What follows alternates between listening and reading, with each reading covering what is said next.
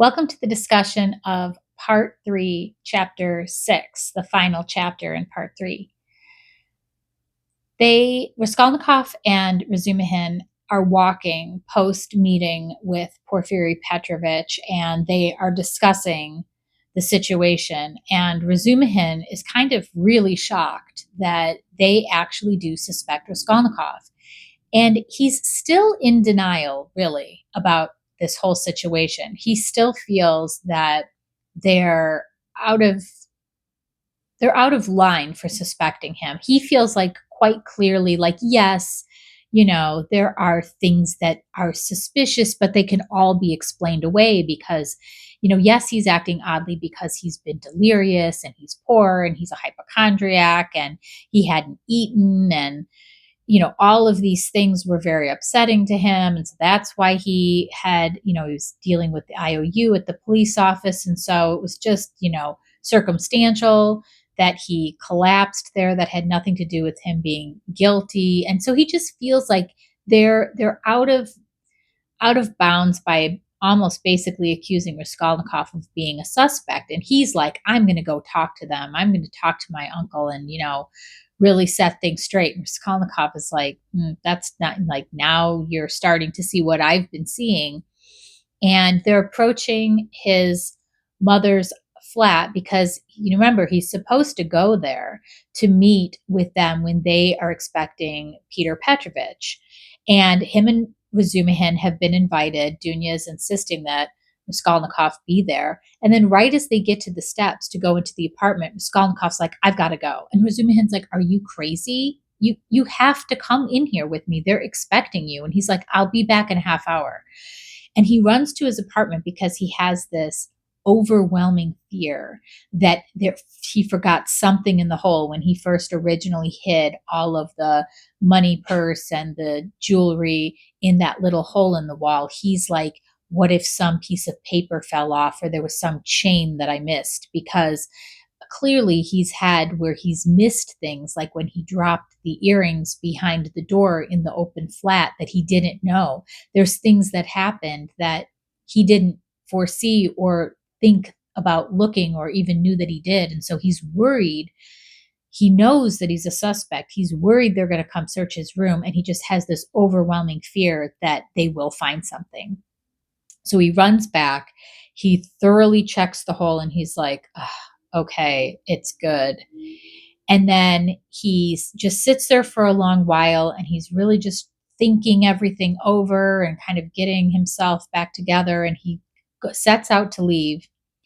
And when he goes out, when he gets down to the bottom, the porter's like, oh, here he is. And he's like, looks at who he's talking to. And there's this man across the street. And he's like, well, what is it? And the porter's like, I don't know. This guy just showed up. He's asking for you. And you came out right when he was asking. So I'm telling him this is you. But now he's walking away. So Raskolnikov's like, well, that's weird. He doesn't recognize the guy.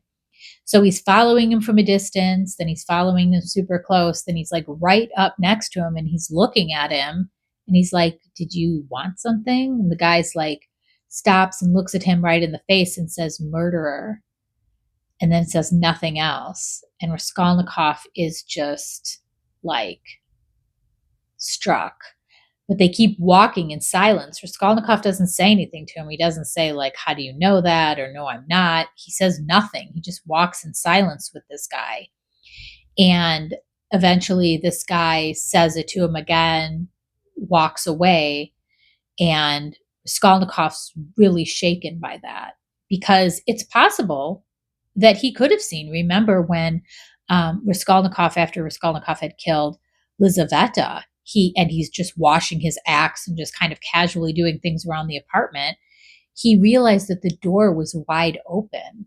So it's possible that somebody could have seen and been like just watching him all this time. He's like, well, I don't know. He doesn't know what this guy's going to do. So he's pretty shaken. He goes back to his apartment. And he's like feverish. He does not feel good. He lays down. And after a little while, he hears Razumihin and Nastasia come into his room. And he pretends to be asleep. And they're kind of whispering to each other. Nastasia's like, I'll hold off on bringing his dinner. Give him some time to sleep. And Razumihin's like, yeah. and they leave. And he has this fever dream where he dreams all over again about this guy. And same thing, like he sees him, he follows him, and the guy walks up, kind of is like walks in this courtyard. He follows him, is walking upstairs, and he's following him, and he's not really realizing where he is. And then suddenly he is realizing where he is, that he's in the apartment complex of the pawnbroker. And so he goes up into that flat, and it's all furnished. Remember, last time he was there, it wasn't furnished. All the furniture had been gone, and the workmen were kind of repainting everything, re-wallpapering and cleaning it up, getting it ready for its next tenant. But when he comes in, it's all furnished, and he sees the moon coming in, and it's just kind of like eerily quiet. And then he sees a coat on the wall, and he's like, well, I don't remember that being there. And so he goes up to the coat and he pulls it away, and it's the pawnbroker lady sitting on a stool, like bent over, laughing. And he has the axe with him, and he takes the axe and he hits her, and he hits her again, but she doesn't die. She just keeps laughing and laughing, and he's hearing people laughing, and there's people in the hall. And he has this just like very disturbing dream. And then he wakes up, and he's just like, thank God that was just a dream. He's just trying to deep breaths. And then he notices somebody is coming in his room, somebody he doesn't recognize. And he closes his eyes right away. And he's just kind of like watching this guy, barely opening his eyelids and watching this guy. And this guy doesn't leave. He comes in, sits down in a chair with his cane, and just waits. And after 10 minutes, Raskolnikov's like, this guy could be here forever. Like, I don't want him here all night, so I better just deal with this situation. So finally he opens his eyes, and the guy's like, I knew you were just pretending. And he's like, let me introduce myself. I'm Svidrigailov. And so Svidrigailov, if you don't remember, and I don't blame you because it was so long ago that we heard about Svidrigailov, Svidrigailov is from the very beginning of the book. He was the husband in the family that Dounia had gone to be a governess at, who had fallen in love with her and who was trying to get her to run away with him to America, to another country house, anywhere. He would do anything. He wants her to run away, and was always flirting with her shamelessly. And she would tell him, you can't do this. You've got to. You're a father. You're a husband. I'm not going to be having an affair with you. I'm not going to commit adultery with you. This is inappropriate. You've got to stop.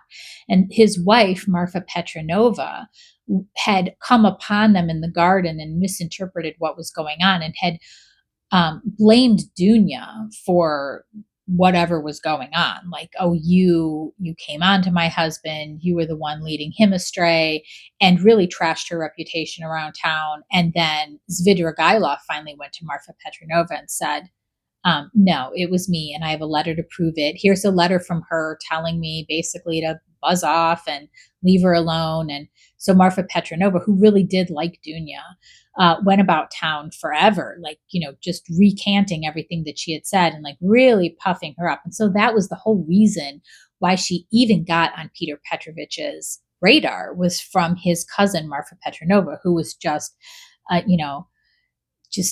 praising this woman of virtue. And that was why he was like, oh, she's got a great reputation. She's a virtuous woman. She turned down this joker Svidrigailov, who I've known for, as long as he's been married to my cousin. And so that was how he got, in touch with Dounia, was through his cousin, Marfa Petrovna. Well, it was kind of mentioned after Raskolnikov's mom came to town. She was talking about how, oh, Marfa Petrovna died.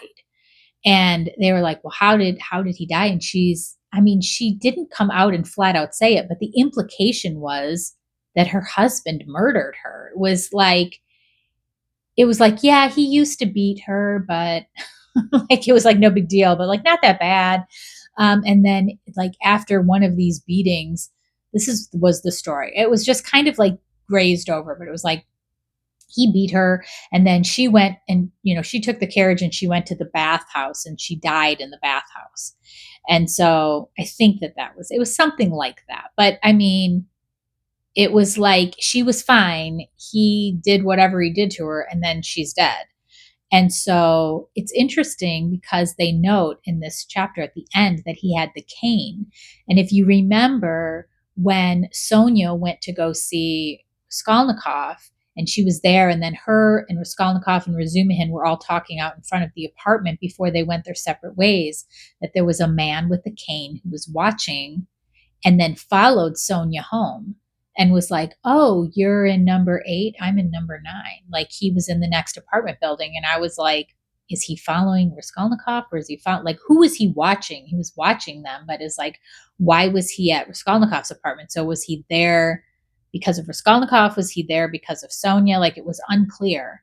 But now here he is.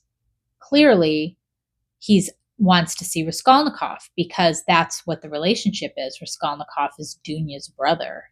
So it's very interesting that he is in Petersburg and wondering what is it that he's looking to get from Raskolnikov. So we're going to find that out coming up in part 4, which we will begin next. So stay with me, keep reading, keep coming to the discussions. We'll talk about it then.